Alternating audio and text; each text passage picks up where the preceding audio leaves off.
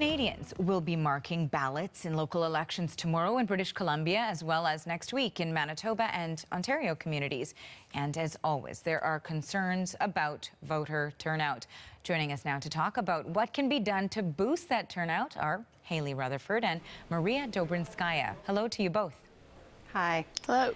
And Hayley is a volunteer for Civic Tech in Waterloo, Ontario. The project helps voters learn about this year's campaign. And Maria is a spokesperson at Vote PR BC. She is also the BC director of the Broadbent Institute. All right, so TikTok, the BC election is just 1 day away. So Maria, maybe we'll start with you. What do you expect to see with voter turnout?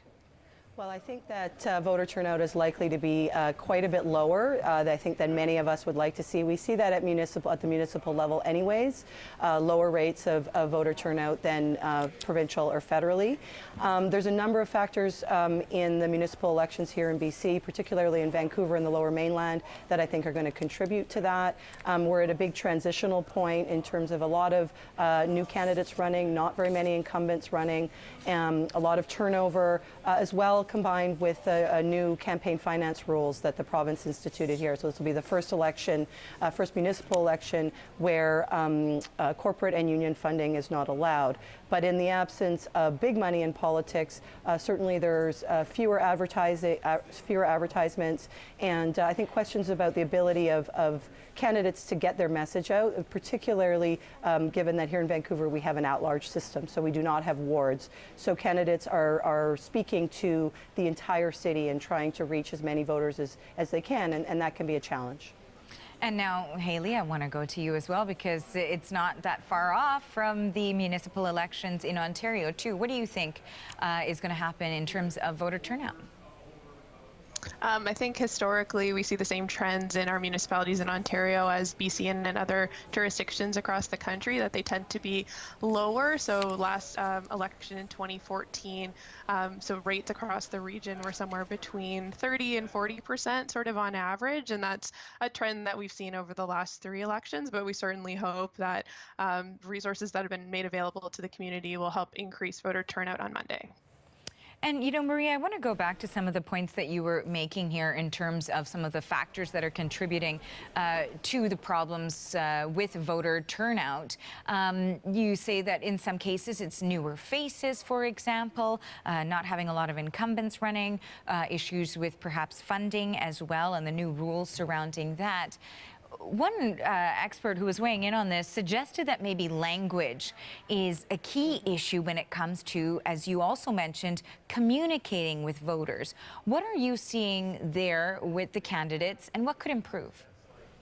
Yeah, I think that's a key issue. I mean, I think there's a variety of reasons that are both sort of particular to the municipal elections tomorrow, but also impact us more broadly. And I'm having a lot of those conversations in relation to the electoral reform referendum provincially, just around voter disengagement and whether or not we need to update the ways in which we're communicating with voters, in which politicians and people in government are doing so. You know, I will applaud the City of Vancouver here. They've made an admirable effort with what is a very large and can be an overwhelming ballot, even for those of us who are actively engaged in politics, to try and reach out into different communities. And I think that you also see that in terms of who's running for office. And you know, Vancouver is an incredibly diverse city, and I don't think that political parties or independents can get away with only speaking to a very specific or narrow demographic anymore. But I think that there's a lot of barriers to political engagement, more active engagement as citizens, and some of it is just the frustration in general that people have with politics, a lack of information, and as you say, there's some language barriers at play certainly as well. And you know, Hayley, I also want to ask you, I was actually reading here that municipal elections in the Waterloo region see the lowest voter turnout of any election. That's incredible.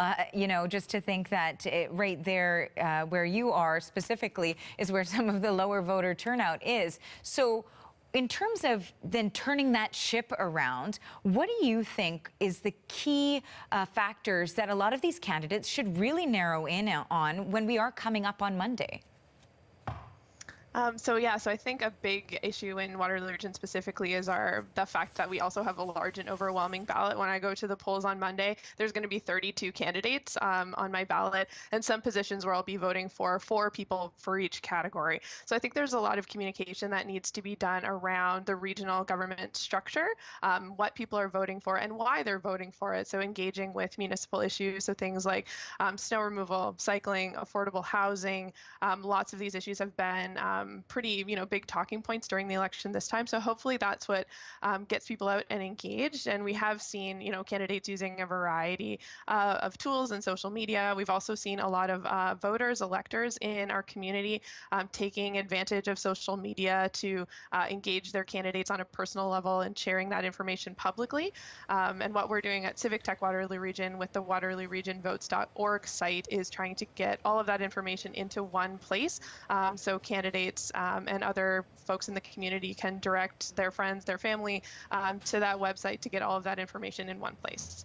So consolidating that information, as you say, certainly that could be one of the solutions or tips for candidates.